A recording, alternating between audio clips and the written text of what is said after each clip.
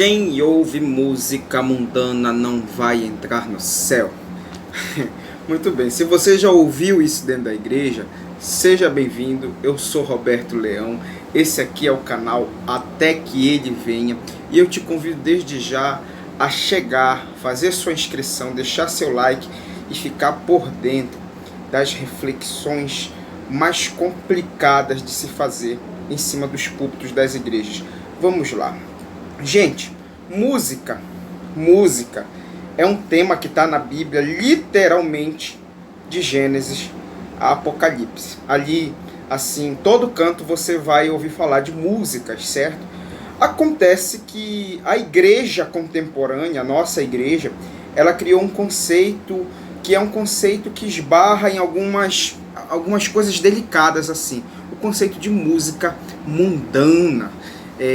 E a igreja vaticina, assim, ela afirma que quem ouve música mundana está fora do reino de Deus, não tem compromisso com Jesus, não está cumprindo a proposta do evangelho, e tudo isso sempre me causou muito incômodo. Certa vez eu pedi para um irmão me explicar o que era música mundana, e na fala do irmão ele disse assim: música mundana é toda música que não glorifica a Deus. Eu disse, muito bem, é um conceito interessante, mas assim, tudo que se tem então no meio evangélico pode-se dizer que são músicas que glorificam a Deus? O irmão não soube me responder, ele ficou meio por ali, tentando fugir e tal, e eu cheguei à conclusão que não. Eu cheguei à conclusão que no meio evangélico nós temos sim, se nós usarmos o entendimento do irmão, de que música mundana é música que não glorifica a Deus, nós temos dentro da igreja, nos nossos eventos, em cima dos altares, tocando dentro dos templos, um monte de coisa que não glorifica a Deus. E assim, o objetivo desse vídeo não é denegrir a imagem de cantor nenhum, de denominação nenhuma, certo, galera? Mas é prestar um esclarecimento sobre mais um ditado que está rolando aí dentro da igreja há muito tempo, certo? Essa questão da música mundana. Segundo o irmão, música mundana é música que não glorifica a Deus. Só que aí eu cheguei à conclusão de que dentro da igreja a gente ouve muita coisa que não glorifica a Deus.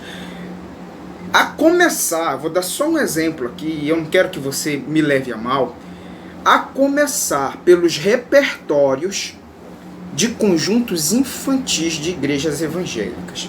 O que toca de hino, de conjunto infantil, que não tem nada a ver com a Bíblia. Neste caso, querido, eu gostaria de citar dois exemplos em especial, que são músicas que tocam em eventos de igreja, ou já tocaram em eventos de igreja evangélica, chamados de EBFs, as escolas bíblicas de férias. Nesses eventos, o que sai de letra de hino que não tem compromisso bíblico é uma brincadeira. Eu vou dar dois exemplos aqui, se você quiser pesquisar depois e ouvir, você vai tirar suas próprias conclusões. Tem um hino que toca em igreja evangélica para conjunto infantil, porque o pessoal tem uma ideia assim, é criança, então não precisa ser uma letra séria. Basta você colocar qualquer coisa ali ritmada que dê para a criança se distrair e tal. E na verdade não. O nosso compromisso é com o ensino, então as crianças têm que ser ensinadas, elas é que têm que ser ensinadas. Eu parto do princípio de que é muito mais fácil você ensinar uma criança do que você ensinar um adulto que já está cheio de convicções, de conceitos e tal. E nós negligenciamos, portanto, a aprendizagem das crianças. Nós colocamos hinos com algumas coisas muito estranhas. Eu vou te dar um exemplo. Tem um hino que toca para as crianças, ou já tocou muito nas outras edições de EBF, chamado Pororó. Vai escutar a letra do Pororó e você me diz onde é que aquilo ali é uma letra que pode ser considerada letra que glorifique a Deus. Tem um outro hino, muito antigo também, não estou falando aqui dos compositores, nada disso. Tem de uma outra época, que é a dança do canguru, que a letra fala sobre levantar a guarda como se fosse lutar, e vai girando para um lado e vai girando para o outro, e você não vê o evangelho, e você não vê a glória a Deus que a letra não mundana, a letra evangélica, né, a letra do hino deveria ter. Você não enxerga.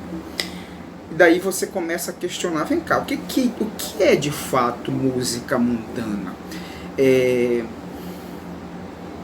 Partindo do princípio de que música mundana é algo que não glorifica a Deus, nós já vimos que dentro da igreja tem algumas coisas que não glorificam a Deus. Aí a gente tem que trabalhar outro significado de música mundana. Geralmente, as pessoas que te dizem que é errado ouvir música mundana, elas usam o seguinte versículo. Muito bom versículo, por sinal. Não ameis o mundo e nem as coisas que há no mundo. Se alguém amar o mundo, o amor do Pai não está nele. Esse versículo está escrito em 1 João, capítulo 2, e versículo 15. A carta apostólica, né? 1 João 2,15. Não ameis o mundo e nem as coisas que há no mundo. Se alguém amar o mundo, o amor do Pai não está nele. Aí a pessoa pega o versículo e diz, bem, então tudo que está no mundo não deve ser amado, portanto, música mundana, livros mundanos, filmes mundanos, tudo que é mundano não deve ser tocado pelo servo de Deus. Aí eu fiquei assim, eu digo, rapaz, mas é complicado. É complicado porque o mesmo texto de João 2,15, no versículo 16, ele dá um elenco do que são coisas mundanas lá para o apóstolo João. No versículo 16, ele diz assim, porque tudo que há no mundo são concupiscências da carne, concupiscências dos olhos e soberba da vida. Isso não provém de Deus, mas é do mundo. E o mundo passa com as suas concupiscências, mas aqueles que fazem a vontade do Senhor permanecem para sempre. O versículo está te explicando o que são coisas mundanas. O versículo está dizendo que coisas mundanas, obras mundanas, são obras que te despertam concupiscência da carne. Peraí, o que é concupiscência? Concupiscência tem o mesmo sentido de desejo, certo? Significa desejo. Desejo da carne. Obras que despertem o teu desejo carnal são mundanas, segundo João. Obras que despertam os desejos dos teus olhos são mundanas, segundo João. E obras que despertam a tua soberba são mundanas, segundo João, certo? Então, nós vamos ter aí 3 características do que seriam obras mundanas. Obras que te despertam desejos carnais, obras que te despertam desejos dos olhos, né? E obras que te despertam a soberba. E aí a gente entra num ponto crítico. Porque eu conheço, e você também deve conhecer, um monte de músicas evangélicas que despertam principalmente a soberba, tá, meu caro? Nós temos letras de músicas evangélicas que despertam sentimentos como vingança, certo? Olho por olho. Você vai dar o troco, agora é a tua vez de humilhar. Isso quer dizer, um monte de coisas que o evangelho já corrigiu, mas os caras continuam cantando e dizem que são canções que glorificam a Deus. Você tem dentro da igreja evangélica algumas letras de hino de valor muito questionável, certo, queridos? E para a gente ir para a escritura, para não parecer que eu estou aqui só falando mal do que acontece dentro da igreja evangélica, vamos para a escritura. A escritura, ela trata assim, o tema música e cultura, porque a gente tem que entender o que é cultura, tá, gente? Cultura é tudo que os homens fizeram, para resumir, porque eu não tenho tempo aqui para ficar comentando conceito com vocês. Cultura é tudo aquilo que o homem fez. O que você imaginar que tiver participação das mãos dos homens lá é cultura. Música, poesia, literatura, arquitetura, Estado, religião, enfim, toda a produção que os homens conseguiram fazer é cultura. Música é cultura, certo? Nós vemos no livro de Gênesis o desenvolvimento da cultura. Você percebe quando você abre o capítulo 4 de Gênesis, o quanto aquele livro é coerente com a linha do tempo histórica, certo, gente?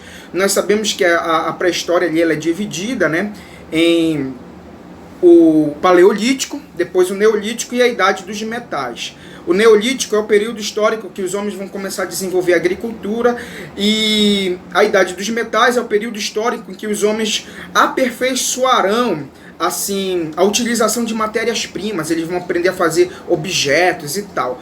A Bíblia, ela é tão fiel aos períodos históricos nesse sentido, que você vai ver a partir do capítulo 4 de Gênesis, os caras desenvolvendo a cultura. Lá tem um texto, que é o pessoal descendente de Caim ali, que eles vão começar a fazer tendas, eles vão começar a criar gado, eles vão começar a fabricar pequenos instrumentos musicais, eles vão começar a desenvolver a cultura. É dali que vai vir as sociedades baseadas naquilo que os homens produziram, certo?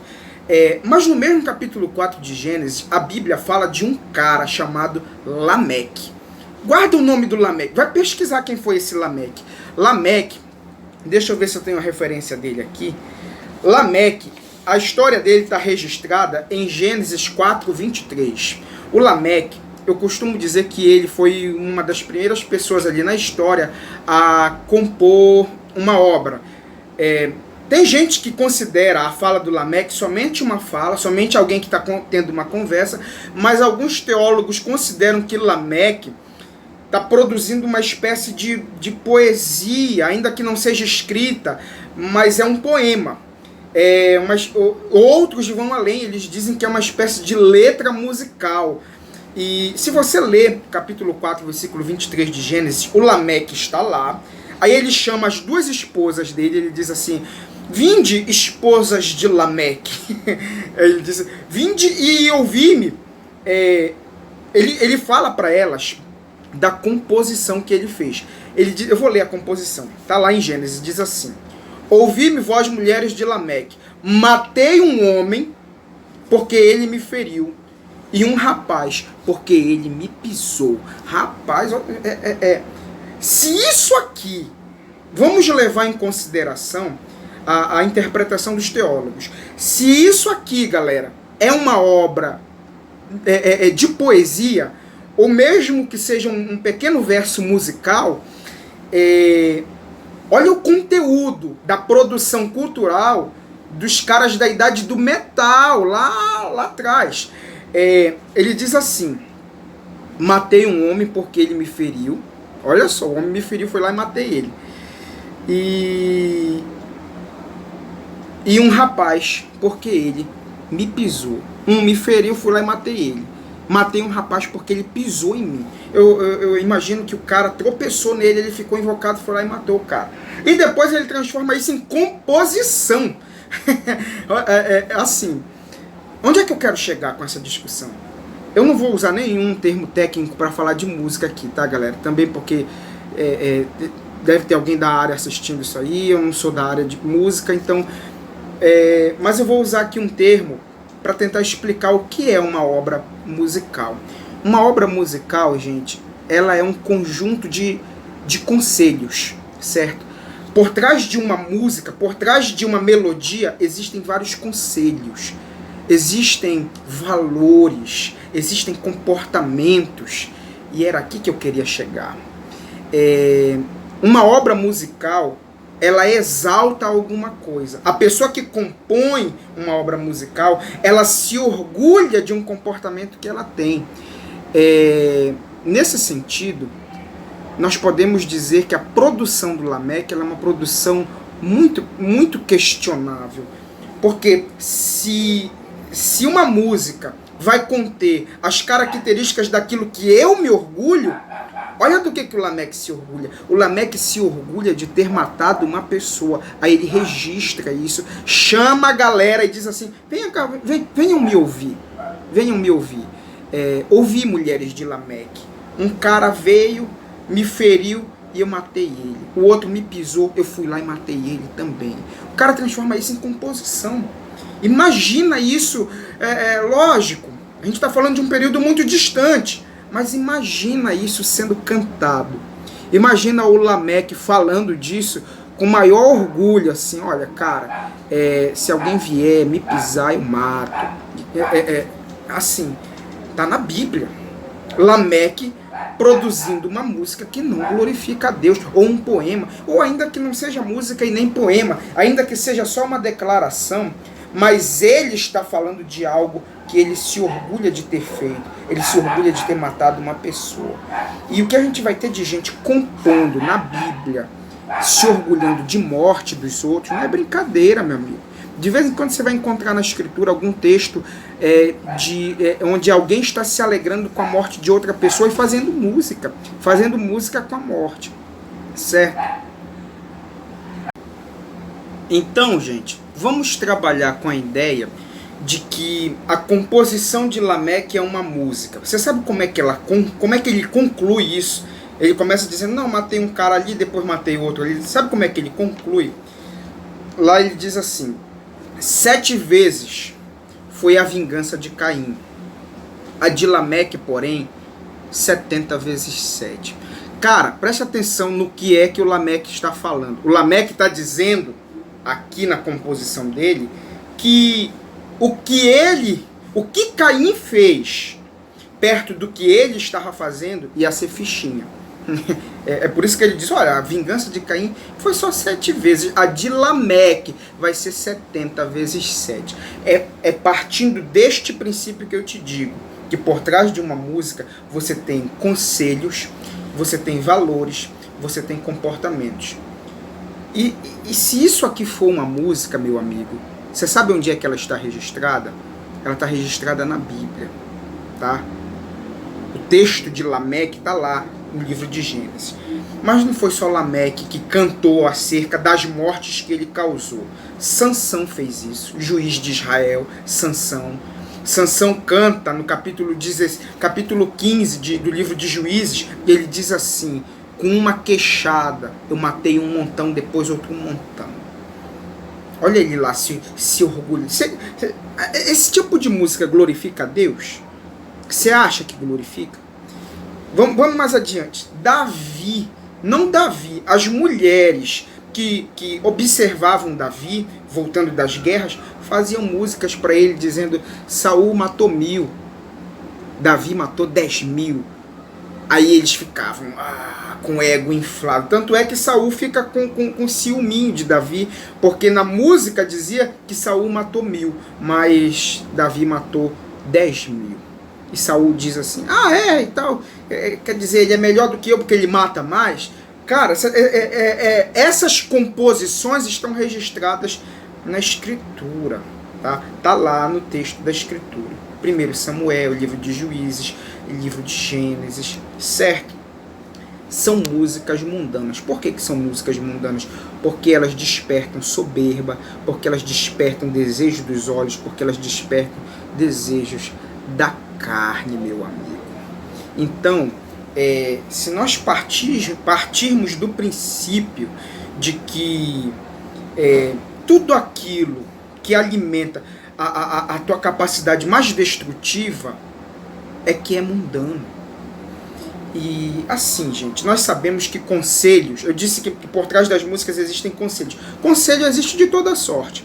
Existem conselhos muito bons e existem conselhos que são péssimos.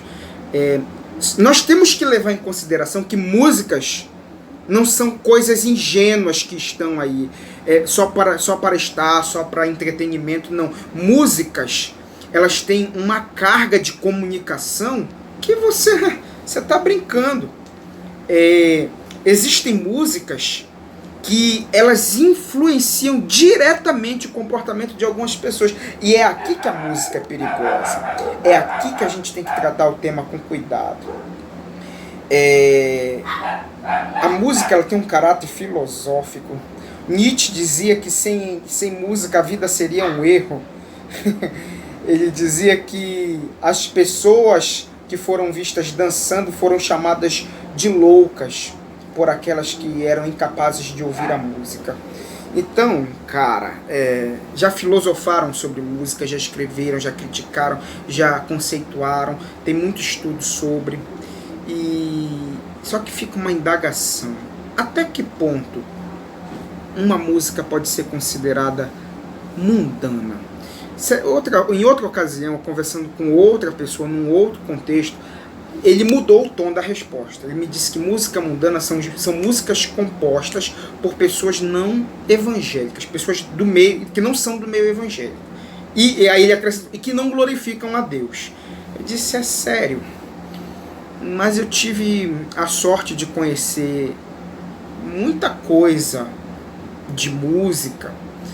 E cara, eu disse pra ele assim, eu conheço músicas que você chama de mundanas, que se nós pegássemos ela e estudássemos em cima dos púlpitos das igrejas, daria assim reflexões incríveis. Porque o grau de coerência de algumas músicas que a igreja chama de mundanas, meu irmão, bota muito hino no bolso. Aí ele se invocou e perguntou assim, é mesmo? Então me dá exemplo de uma música mundana que você conhece, que seja tão coerente biblicamente falando. Eu disse, você quer um exemplo? Eu te dou uma dezena de exemplos. Eu disse para ele, mas vamos lá. Eu disse, tem uma letra de música mundana que diz assim, ele era um rei, mas foi humilde o tempo inteiro. Ele foi filho de um carpinteiro e nasceu em uma manjedoura. Não saiu jamais muito longe de sua cidade, não cursou nenhuma faculdade, mas na vida ele foi doutor. Quando eu trouxe a letra de música pro irmão, ele ficou sem palavras. Ele disse, mas isso é um caso isolado. Eu disse, não, vamos, se eu quero ouvir outra, vamos lá. Eu disse assim, tá vendo aquela igreja, moço, onde o padre diz amém? Pus o sino e o badalo, enchi minha mão de calo, lá eu trabalhei também. Lá sim valeu a pena. Tem quermesse, tem novena, e o padre me deixa entrar. Foi lá que Cristo me disse, rapaz, deixe de tolice, não se deixe amedrontar. Fui eu quem criou a terra, enchi o rio e fiz a serra, e não deixei nada faltar. Hoje o homem criou asas, mas na maioria das casas eu também não posso entrar. Eu disse, irmão, isso é uma música mundana? E o irmão ficou calado. Ele disse, bem, já que você citou, a gente tem que levar em consideração o grau de coerência. A gente mudou de tom, o irmão mudou de tom. Gente, mundano é tudo aquilo que te aconselha para o mal.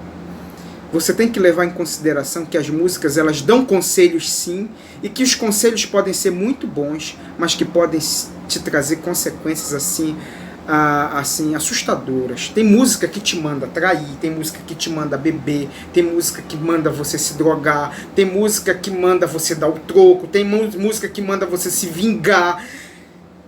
Então cuidado com os conselhos por trás das músicas que você ouve. Porque, infelizmente, nós vivemos num mundo que as pessoas, elas se deixam levar. Assim, a música, ela exerce uma influência muito grande sobre os comportamentos, sobre a maneira de ser de várias pessoas. Mas a música também, ela tem um caráter de denúncia dos dramas pessoais do compositor. Renato Russo tem uma música chamada Pais e Filhos. Pais e Filhos começa com a seguinte frase, diz assim, estátuas e cofres e paredes pintadas, ninguém sabe o que aconteceu.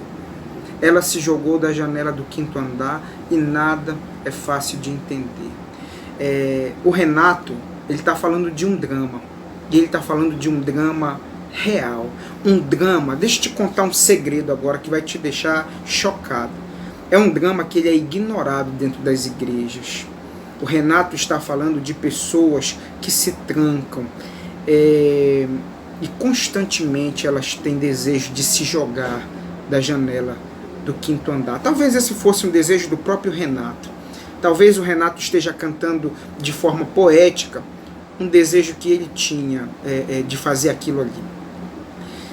E em outra ocasião, o Renato canta numa letra chamada Índios. Ele faz uma reflexão sobre a relação dos índios com os colonizadores europeus no Brasil. Ele vai soltando um monte de frases e tal. É uma letra muito coerente. Você que gosta de história, te aconselho a ouvir Índios, certo? E ali tem um momento que ele deixa de falar do personagem principal da música, que são os índios, e ele conta uma frase que está acontecendo com ele, da vida dele. Ele faz uma denúncia sobre o estado psicoemocional dele. Ele diz assim: eu quis o perigo e eu até sangrei sozinho. Entenda, assim eu pude trazer você de volta para mim. Quando o Renato canta isso, gente, ele estava ali desabafando. Ele estava dizendo: olha, por diversas vezes eu já sangrei sozinho, eu já quis perigo. Ali não é um conselho, ali é uma reflexão pessoal que o Renato está fazendo. Ali o Renato Russo está dizendo: olha, houve momentos que para aliviar uma dor aqui dentro, eu tive que fazer uma dor aqui fora. Você acha que tem gente dentro da igreja que não faz isso? Eu conheço um monte de gente dentro da igreja que passa por esse problema que o Renato canta na letra Índios. Essas pessoas estão na igreja, essas pessoas não encontram refúgios em hinos, em pregações, porque muitas vezes, deixa eu te contar um segredo, muitas vezes, meu caro, o Deus que é apresentado dentro dos templos, ele é um Deus severo demais. Ele é um Deus cujo caminho parece inacessível, parece tão difícil, parece tão longe. Embora o caminho esteja aberto em Cristo, muitos pregadores tornam esse caminho um caminho de difícil acesso. Está cheio de adolescente de 13, 14, 15 anos dentro da igreja que se corta, meu amigo, que sangra sozinho, porque eles não acham consolo nas pregações, nos ensinos, nos hinos, nas músicas que glorificam a Deus. Sabe onde é que essas pessoas acham consolo? Nas músicas mundanas. Ah, Roberto, você fez um vídeo para mandar os crentes ouvirem músicas mundanas? Não estou incentivando. Eu estou dizendo que eu não acredito que as pessoas serão condenadas porque elas ouvem obras da cultura. Você pode ter acesso à cultura, meu amigo. O apóstolo Paulo disse isso com todas as letras. O apóstolo Paulo disse que na carta aos Colossenses, que essa doutrina que te diz não toques nisso, não proves isso, não tem poder nenhum contra a sensualidade. Enquanto a igreja ficar te inserindo dentro de uma proibição, está escrito lá na Bíblia. Vá lá, abra sua Bíblia em Colossenses, no capítulo 3, deixa eu achar a referência. Colossenses, no capítulo 2, versículo 22, ele diz que o ascetismo não tem poder algum contra a sensualidade. Você sabe o que é ascetismo? Pegue um dicionário bíblico, essa ferramenta bem aqui, e pesquise o que é ascetismo. Ascetismo é a prática de você submeter o teu corpo a maus tratos. Você se maltrata para tentar, através do maltrato físico, se tornar agradável a Deus. Isso é brincadeira. Isso é brincadeira.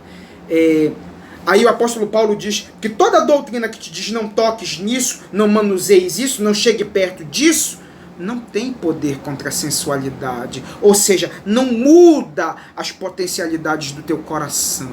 Então, saiba lidar com as coisas da cultura. O apóstolo Paulo diz em Coríntios, 1 Coríntios capítulo 5 e versículo 10, que se não for assim, a gente de outra sorte teria que sair do mundo. Você teria que sair literalmente do planeta. É isso que Paulo diz, está lá, 1 Coríntios 5, 10. E por fim o apóstolo Paulo diz: provai todas as coisas e retende o que é bom. Sabe qual é o meu desejo? É que você tenha discernimento para entender o que é bom, para perceber quando o conselho da música não é um conselho bom, quando a música está te mandando fazer algo que pode te prejudicar, quando a música está te prestando um esclarecimento ou te falando de um valor que vai diretamente ao encontro daquilo que a Bíblia te ensina, cara. Se a Bíblia te manda perdoar as ofensas e você ouve uma música que manda você se vingar, essa música é mundana. Não ouça isso. Não preste atenção nisso. Não ouça esse conselho. Prove, mas fique só com aquilo que é bom. E para o vídeo não ficar grande demais, já ficou grande demais. Eu queria te pedir, se inscreve no canal, compartilha, cara, essas informações, porque tem muita gente que precisa ouvir essas coisas. Certo, querido? Qualquer dúvida, deixa teu comentário aí. Se você não concordou, você pode discordar de mim, desde que você faça isso com argumentos e da maneira mais educada que você conseguir fazer. Certo, meu caro? Muito obrigado pela tua atenção. Eu sou Roberto Leão. Esse aqui é o nosso canal Até Que Ele Venha. Deixa teu like, te inscreve no canal, assina as notificações e fica por dentro de tudo aquilo que nós vamos trazer de conteúdo e de discussão aqui. Fica com Deus e nós nos encontramos, certo? Até que Ele venha.